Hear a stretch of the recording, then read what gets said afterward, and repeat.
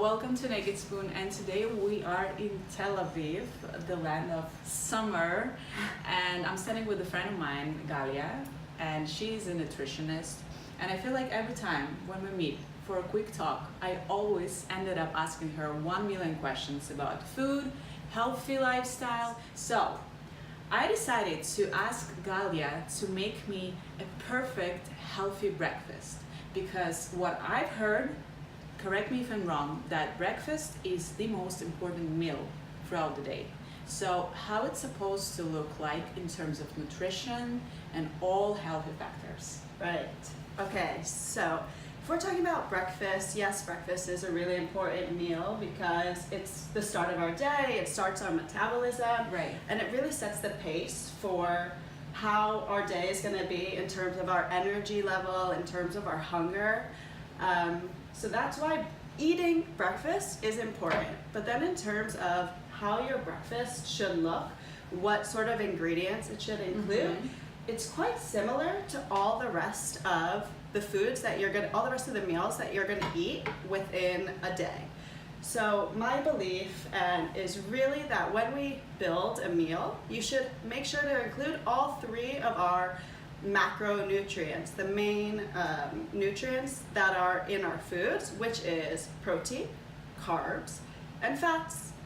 So if we look at what we have here, we have eggs, and eggs is a really great source of protein. It actually has the best form of protein in nature. Okay. Is in eggs. Really high quality protein. It contains all the amino acids that we need to get from food. And eggs also have fat in it, which is the yolk is fats. And we do need to eat something fatty in the morning just to make sure we'll have energy throughout the day. Right. So all of these macronutrients, protein, fat, and carbs, they're important to eat them all in all of our meals because they all take part in how we are full, and how full we are throughout the day, if we get full throughout the meal, or if we get hungry again to the next meal. Really all three of them play an important part. It has to do with what hormones are released after we eat them. So eggs have great form of protein and fats. If we look at what else we have. I have a question right away. Right. How many times a week we can eat eggs? Because I've heard that actually the maximum amount of time when we can consume eggs is like a few times a week, or like 3 times a week. For some reason, I have no idea what those reasons are, but I have Galia here. She's gonna answer any questions. This is what I do. So what about like how many? Because I love eggs. I'm ready to eat eggs every morning, but it seems like it's not healthy. So eggs, in the past, maybe, I don't know, 10 years ago, it was thought that eggs are not healthy for us. There was really like a big nutrition trend of cutting down on eggs because they're high in cholesterol, which is true. In one yolk of an egg, it includes all of the recommended cholesterol that we're supposed to have in a day, which is a lot. So people tried to really cut down on their eggs. But what we've learned now, and nutrition, it's a developing science, just like any other science, like any other study in the world. It's constantly developing, and so more studies came out, and what they realized is that the amount of cholesterol that we eat in food doesn't necessarily mean that you're going to have high cholesterol in your blood. And that and so although eggs are high in cholesterol, it doesn't mean that we shouldn't eat them, because they're also really healthy for us from other reasons. So again, they have really high protein, they have different vitamins that we aren't getting from other foods, and they're compact, they're easy to make, they're convenient. They are delicious. You can make so many dishes with eggs. I mean, so many. That's so great. So if we're talking about how many you can have, it's 1 a day. If you don't have any sort of problems with your like high lipids in your bloods, then 1 a day is completely fine and even recommended. That's great. I'm happy with the answer. I mean, I love eggs. So do I. So what do we have next? Okay, so we talked about fat and protein, and so the thing is that we're gonna cook these eggs over a stove, we're gonna make a nice omelet. So you're always gonna get a little bit of fat from the oil you put in. If we're gonna make a salad, you're gonna have a little bit of oil in there as well. So I'm never too worried that I have enough fat in my meal. Okay. Because usually it's there somewhere. So when we made sure we have proteins, a fat, and now we're gonna talk about carbs. That's the third macronutrient That's that a we big have. question. Yes. Should we eat carbs? Do we Yes. need carbs? So let's break it down. One, carbs, again, it's a macronutrient. All three of these macronutrients, carbs, proteins, fats, we need to eat them throughout the day. And there's different recommendations about how much we should eat. Exactly. And it goes by percentage of like, from the amount of calories you're eating in a day, say for example, 2,000, okay? Fit between 45 and 65% of those calories should come from carbs.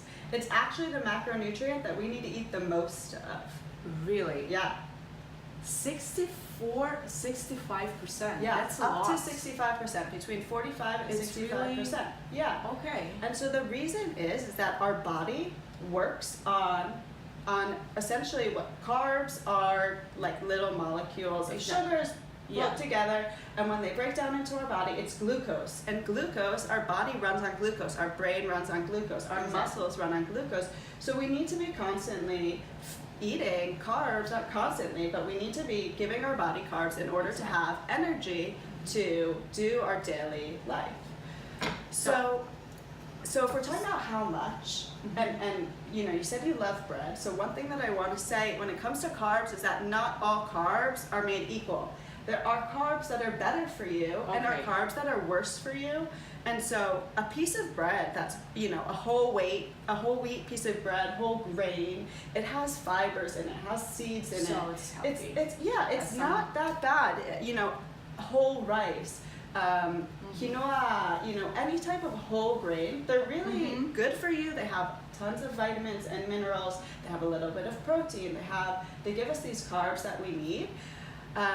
But then if we're talking about, you know, just a white piece of toast or white pasta or something like that, that's, you know, still a carb. We still need to eat it, but there are better than choices. So I eat bread all the time. I love carbs. I Yeah. eat bread all the time as Yeah. well. And I know that you guys do. So we have eggs. I'm gonna start making eggs, I guess. Okay. So we have salad, Yeah. veggies. What's that? Okay. What do we need from here? Yeah. We have hummus, of course. We are in Tel Aviv. We have trina, and we have like the cheese, cottage cheese, Yeah. and it's 5%. Great. So why do we need that? Okay, so if we're talking about a rounded meal, in my eyes, speaking of minerals that we don't eat enough, is actually calcium. I think that calcium is a very underrated mineral and nutrient that we need to eat. So calcium is important for us to, again, it's really used in our body for many different ways, but the number one thing that happens is you don't eat enough calcium, and you usually won't see this in a blood test. If you take a blood test, you're not going to see you have low calcium. Why Okay. is that? Because we have bones. We have bones. And our right. bones are filled with calcium, and that's Okay. for a reason, because calcium is so important for our body to function. Yeah. So if one day you don't eat enough calcium, it's just gonna pull it from our bones. Oh, that's And- so bad. That's why people with the age are Exactly. getting this issues with Osteoporosis. you have- Exactly. yes, exactly. Okay. So again, calcium you're not gonna see if it's missing in your blood, but I really try to pay attention and note that I'm eating foods that are high in calcium, and so that is dairy products and also trina. Tahini, sesame seeds are really high in calcium as well. That's great. So I try to make sure that in my meals, along with the protein and carbs and fats, I try to make sure that I have something also high in calcium. Like dairy products, pretty much. Dairy products, yeah. Okay. I grew up actually in a family that we didn't eat dairy. I was told that dairy is unhealthy for you, it causes inflammation. This is what I heard as well. Right. I stopped drinking milk, so Right. now I substitute regular milk with almond milk. Right. If I drink coffee, although I try not to drink coffee with any milk, but sometimes you want to have like a nice cappuccino in the morning. I actually have a friend that I was helping her with her nutrition, and she told me, she's like, I'm trying to cut down on dairy. So instead of eating dairy yogurt, she'll buy soy yogurt. I was like, okay, like that's fine. Let's see. Let's take a look. And so we looked at the two products, their nutritional facts, just to see, you know, what's the difference. And in the soy yogurt, there was much less protein, much more sugar. Oh, not good. Right. So again, you know, if we're comparing, soy is better than dairy. It's not that. It's what else goes into the product. Exactly. And usually dairy, the ingredients here are very minimal. They don't need to add much in. Exactly. And in the soy products, they do need to add in a lot of extra ingredients to such as sugar, which is definitely not good, I guess. I don't know. We'll ask that very soon. So I'm gonna start making eggs. Great. So what we're gonna make? We're gonna take bread, Yes. and I guess we're gonna put some cheese on top of it, or how do you want to make it? I usually just put it on the side and Should I just fry one egg? So maybe we can put it on top and have it as a sandwich. Oh, that's great. Yeah. So I'm gonna cut a salad. Go ahead. And while you're gonna make a salad, and I'm gonna fry some eggs. Yeah. I will ask you one question. Yeah. I was waiting for this moment. What do you think about intermittent fasting, which is extremely big in the United States? Yes. I read so many articles and I watched so many videos. People say that it's more like a pattern of what you eat, not what you eat, when you eat during the specific amount of time. And I was so curious because they mentioned this factor that it helps you to lose fat. It's not that I want to lose weight, but like to lose fat, you know. Right. I was like, okay, I'm gonna try. So I did fasting for a while. I'm still doing fasting, but not in Tel Aviv because I'm super jet lagged and like my body is like under stress. Yeah. So I don't want to stress it even more. Right. But I tried, and I really want to know what you think about it. Yes. Okay. So I'm a skeptic in general about That's why I asked you. Yeah, I'm really a skeptic about any new sort of trend out there about food and about health. So let's break it down. Intermittent fasting, what is it? It's really an umbrella term that there's different types of diets, we'll call it, underneath intermittent fasting. And as Christina said, it doesn't tell us what to eat, it tells you when to eat. So you can eat, there's, one day you eat, one day you fast. There is 12 hours a day you eat, 12 hours a day you fast, or there's the 16 and 8, right? That's what you do? I'm trying to do 16. Yeah. So if we're speaking about intermittent fasting, what I think about it from a nutrition standpoint, I would say that it's a little bit too early to know. It's okay, so if we're discussing, it's like a new kind of like it's a new trend. And it's a new trend, exactly. This is how I would call it. Right, it's a trend. I don't have enough information about it. But the way that you need to prove anything is something, a trend and a belief with a scientific study, and not just one. So there's really a scientific process about how you prove a theory. And in order to do that, especially in nutrition and in terms of like what we're eating, it's really quite difficult. And the reason why is that food, it doesn't affect our body usually right away. If we're talking about the fact that intermittent fasting, the claims are that it's going to reduce chances of diabetes and all different sort of health effects. Because we don't have the sugar, like glucose spikes all the time. When we eat like constantly, we have snacks. This is what I read, and I was like, wow, this is amazing. Right. So now I need to starve myself. If I'm hungry, I just don't eat. I'm waiting for the specific amount, like window of hours during the day. And I don't know if it's good or not. So there are other ways to cause our glucose levels not to spike, and it's really by having a rounded meal, exactly what we're doing today, having complex carbs. But so essentially, intermittent fasting is claiming all different types of health effects, but we can't know that from, okay, Christina's gonna intermittent fast for 20 days or 20 months, even a year. You still aren't really gonna be able to tell the difference. long-term health effects. And that's what's important with any of these diets, is to prove that there are long-term health effects, beneficial or negative. And it's just the scientific studies out there are not quite there yet to prove it. You need to, you know, have a large amount of people who take part in the study. It's a process, and it's really difficult to do when we're talking about any sort of diet. And there are a few diets that are proven to are helpful, such as the Mediterranean diet is a really healthy diet. The best. It's the best. Yeah. For losing weight, a low carb diet or a low fat diet, they both work. And really, when it comes to nutrition and how to, you know, what diet should I use, how should I try to, and not diet just to lose weight, but to maintain a healthy lifestyle, it's really just whatever you can stick to. And so that's what I want to say to you as well about the intermittent fasting. If it's good for you, if it works for you, if you're enjoying it, it hasn't shown, from what I've seen, intermittent fasting it's not dangerous for our bodies if you're still making sure that you're eating enough food and nutrients in a day. Yeah. It's not dangerous for our body. It's just choosing when to eat them. So it's not going to harm your health if you're doing it the right way.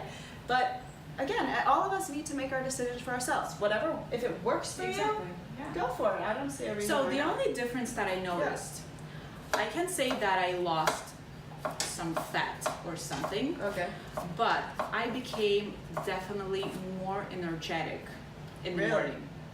Before, Yeah. I remember when I was trying to work out in the morning, it was hell. I woke up like at 7 in the morning. I had my breakfast and I was trying to eat some carbs like quinoa or you know, like brown rice or some kind of like maybe pasta before my workout. Then I had to wait for another 2 hours. Then I had a workout, and like my trainer, she was like trying to bring me back to life because I was like falling asleep, literally. I had no power to do anything, especially cardio. Don't talk about the cardio in the morning. So now I wake up at 7, I drink water. Till 12 o'clock, I just drink a lot of water because I've heard that still like this question whether or not we can drink coffee or tea when we're fasting. I just don't want to drink coffee or tea. I just want my water. And I go to the gym. I work out for 2 hours. I'm full of energy. I can do cardio. I'm working with weights. And I go back and I have my first breakfast at 12. And I feel great.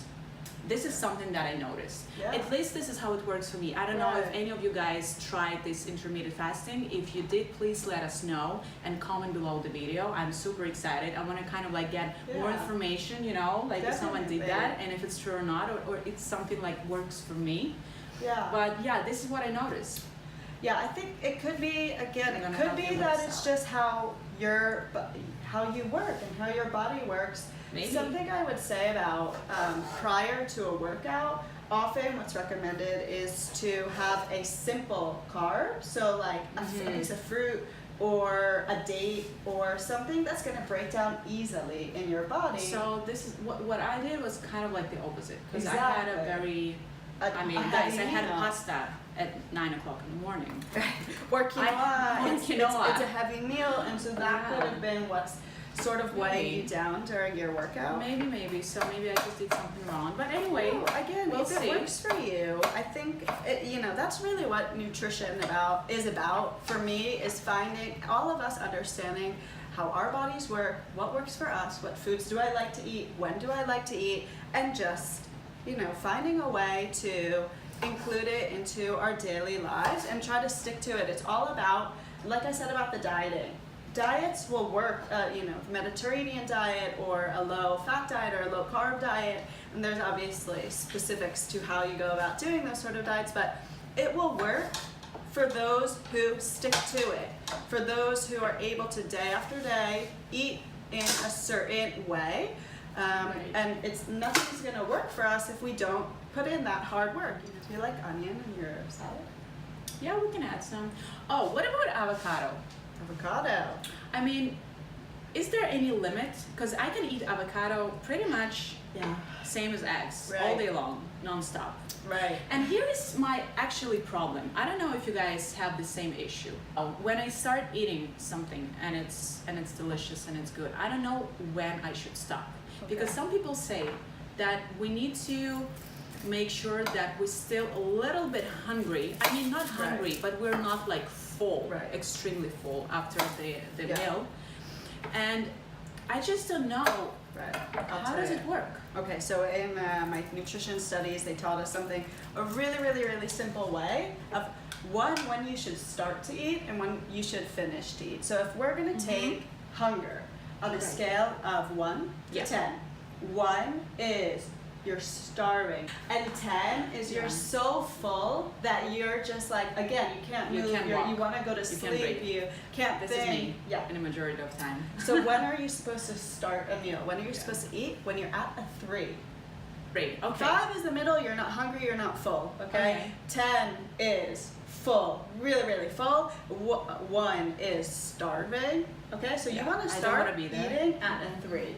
Okay, so you want to feel, I'm a little bit hungry, I'm starting to get hungry, I know that it's about time for my next meal because I ate so-and-so hours ago and I'm usually hungry every once in a while.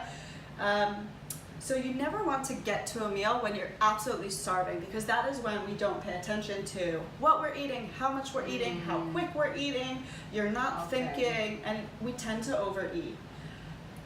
So then you're moving up and you're getting a little bit fuller and fuller as you're eating. And when do you want to finish a meal? At a 7. Okay. Okay, so an 8, a 9, and a 10, that is when you feel physical fullness. Your stomach is full, okay? What I try to do, and again, it's difficult if it's a holiday meal, if you're with family, if it's really, I don't know, a special occasion, it's hard not to stuff yourself because I don't know, it's food from home. Yes, when grandma's coming. Exactly. I mean, guys, how can you stop? And she's watching you. And she needs to make sure that you're gonna finish all the pancakes and eat the whole cake just like at once, you know? Right. Yeah, we'll have this problem. So, okay, so my bread is ready. I put some cottage cheese on top. yes. I have 1 egg. Right. We have salad. Yeah. So we have hummus and we have tahina. Yeah. Should we add some tahina to salad or should we? No, hummus I think. Yeah, so I always put lemon in a salad because it's just a great source of vitamin C. It's fresh, it makes everything tasty, and actually in a meal that I'm already eating a lot of fats, I don't even always put oil in it. Again, only if I feel like it's missing in the meal. I think we don't even need to add any oil in the salad, right? Because we had some oil here when I fried my egg. So, and we have the yolk of the egg that also has fat, cottage cheese 5%. I think we're good. Okay, great. Yeah. I'll put some. You know what? Sometimes I substitute salt with the lemon. Yeah. So I'm trying to stay away from the salt if I can. That's good. And plus we all need vitamin C. It's like a big thing. We need to make sure that we eat enough. Now I feel like I'm a nutritionist. I'm not. I need to. I need to shut. No, you're right. Vitamin C is important. It's good for us, and we don't always get it. And different citrus juice. Actually, the food with the most amount of vitamin C. Really? Is a red bell pepper. Wow. And I not didn't know that. lemon or orange right? It's interesting. That's interesting. Yeah. So we have, as we said, we have bread, we have salad. Now we're gonna put I'm gonna take my special spoon. I'm gonna put this egg on top. I recognize that from somewhere. Yeah? Great. Well, you can do it. I'm gonna put it on top. Gorgeous. So I just kind of like want to eat it as a sandwich. And guys, this is it pretty much. This is how I guess healthy breakfast should look like.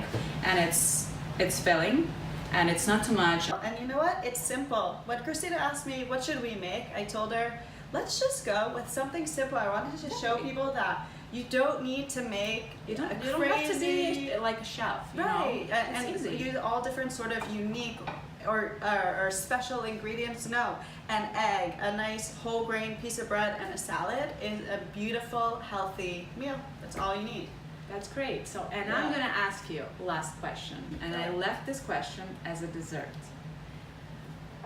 Here's the problem. Yes. I love coffee.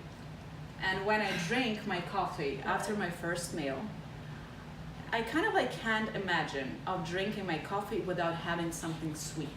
I mean, chocolate croissant, piece of chocolate, I don't care. Grandma's cake, really, really don't care. But it's actually, it's a bit scary because I'm going crazy. I can control it. I don't know what is happening with me. And I know, well, I read many times that sugar is actually not healthy for our body, and we really need to stay away from the sugar, and we can substitute sugar with the fruits. But then I eat like just too much fruits and it's just a mess. So what should I do? Topic. Please help me out. So what is sugar? I want to start with what is sugar. Sugar is a carbohydrate. We talked about carbohydrates before.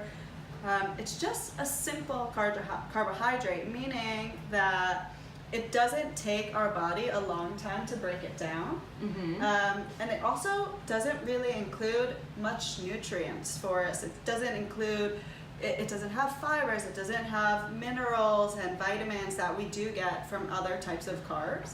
And so sugar, it's just sort of extra calories, and it doesn't give us any extra, something for our day. That doesn't mean that there aren't times when sugar is good for us. Sugar is good for us. There, medical reasons when our body needs sugar. If you're running, if you work out, you said you work out for 2 hours. Yeah, like that's 1 a hour long and a half, time. 2 hours, yeah. Right, and it's likely that the glucose in your blood is really going low at some point. Yeah, and so what we'll actually recommend for someone who works out for long periods of time is to eat like a date, which is really high in sugar, dry date, or or even a sweet drink. People that run marathons, they run around with those gels. That is just glucose. It's just sugar because it's energy for our body at the end of the day. So sugar, if eaten in large amounts, can cause weight gain. It can cause problems in our blood. It can cause diabetes, insulin resistance. So, it's not recommended to eat a large amount of sugar, but it's part of our day and it's part of our world, and it's really hard to completely not eat sugar. It's almost impossible. It's sometimes, I don't know, correct me if I'm wrong, but sometimes I feel that it's kind of like psychological issue. This is how, because guys, I need to eat something sweet only when I drink coffee. Throughout the day, I don't care. But if I have coffee, it's like for some people, who smoke, they prefer to have a cigarette and coffee together. This is their thing. So I kind of like feel the same way towards something sweet with my coffee. And I think it seems like a psychological thing. So when we were talking about sugar and you really loving and you feel like you need it. So, but you also told me is that you really try not to eat sugar. You try really hard. You'll go like a week and you don't eat anything, and then a week later you will like devour this whole plate of croissants, right? This is what happens. So it really does sound to me like it's something a little bit psychological and not physiological. It's not that your body needs the sugar because you're eating a meal, you just had a meal.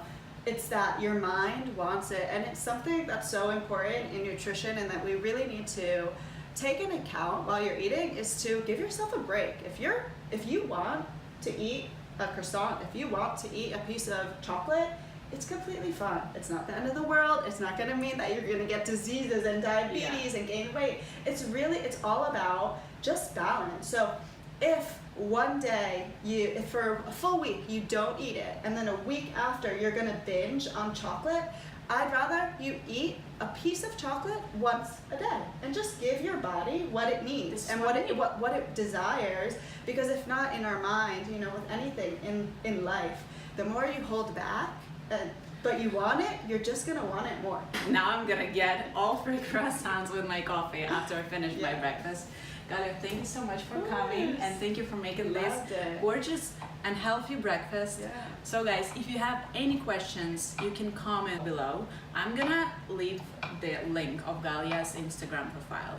Feel free to ask any questions and text her directly. Thank you so much for watching us, and have a lovely day. Bye. Bye.